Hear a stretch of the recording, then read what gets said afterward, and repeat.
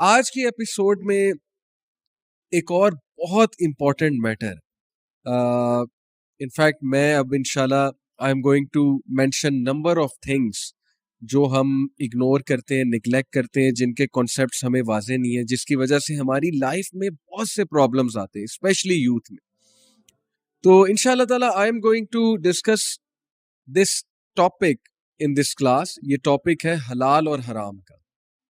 Things that matter میں حلال اور حرام بہت زیادہ میٹر کرتا ہے. اب انفارچونیٹلی آج کے مٹیریلسٹک دور میں، آج کے ایسے دور میں جب کوئی بھی اس طرف دھیان نہیں دیتا حلال کیا ہے حرام کیا ہے، بڑے کم لوگ ہیں، اللہ تعالیٰ انہیں محفوظ رکھے، اللہ انہیں انکریز کرے ایسے لوگوں کو. تو حلال کا خیال کتنے لوگ رکھتے ہیں، حلال اور حرام؟ اور اس میں ہم حلال انکم کی بھی بات کریں گے، لیکن حلال انکم سے پہلے بہت امپورٹنٹ ٹاپک جو اس ایپیسوڈ میں ڈسکس کرنے والا ہوں، دیٹ از اباؤٹ لو. یہ جو ریلیشن شپس آج کل کانسیپٹ ہے نا ریلیشن شپس کا، اور ٹو بی آنیسٹ 8-9 سال الحمدللہ ہو گئے ہیں یوتھ سے بات کرتے ہوئے، کاؤنسلنگس کرتے ہوئے، اور دین میں آئے الحمدللہ 2007 سے لے کر اب تک 13-14 سال ہو گئے. تو جتنا میں نے دیکھا ہے اپنے ارد گرد کے لوگ کو، ان سے بات کر کے، یوتھ سے بات کر کے، I think this is one of the biggest problem for youth. میں کس چیز کی بات کر رہا ہوں؟ پیار، محبت، عشق، دل لگنا، دل لگی جسے کہتے ہیں، اور کسی کو پسند کر لینا. اور بالی ووڈ کے سانگ جیسا کہ اس کانسیپٹ کو عشق کا نام دیتے ہیں، محبت کا نام دیتے ہیں، اور عشق کی ایک خاص امیج ہم تک پریزنٹ کرتے ہیں. تو آئی تھنک کہ یوتھ میں یہ ایک بہت بڑا مسئلہ ہے. اب میں اس کو مسئلہ کیوں کہہ رہا ہوں؟ کیونکہ یہ تو ایون سانگز اس چیز کو مسئلہ کہتے ہیں.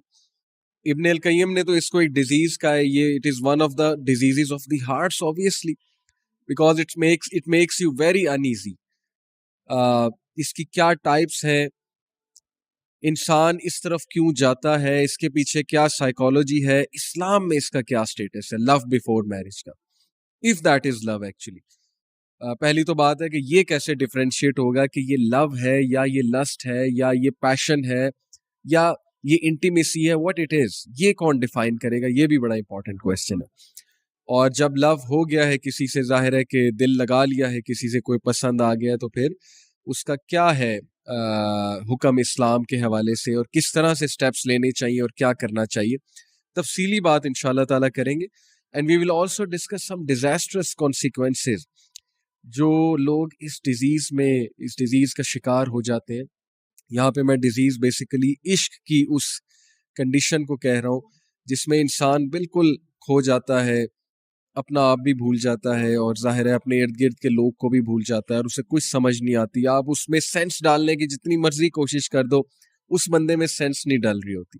So it's very difficult to counsel such a person who is afflicted by such a condition.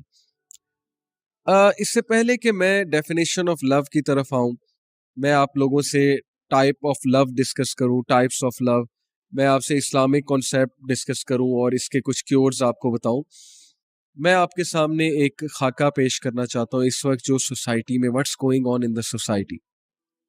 جیسا کہ میں نے آپ کو کہا کہ دین میں آئے تو 13-14 سال الحمدللہ ہو گئے، لیکن جو کاؤنسلنگ کرتے ہوئے، یوتھ سے بات کرتے ہوئے جو 7-8 سال کا ماشاءاللہ ایکسپیرینس ہے اب تک، تو واٹ ہیو آئی آبزروڈ، یقین کیجئے کہ میں نے بہت سی سٹوریاں سنی یوتھ کی. یوتھ آتے ہیں، یہ مسئلہ بیان کرتے ہیں، کوئی پسند آ گیا ہے اور اب وہ اس سے شادی کرنا چاہتے ہیں.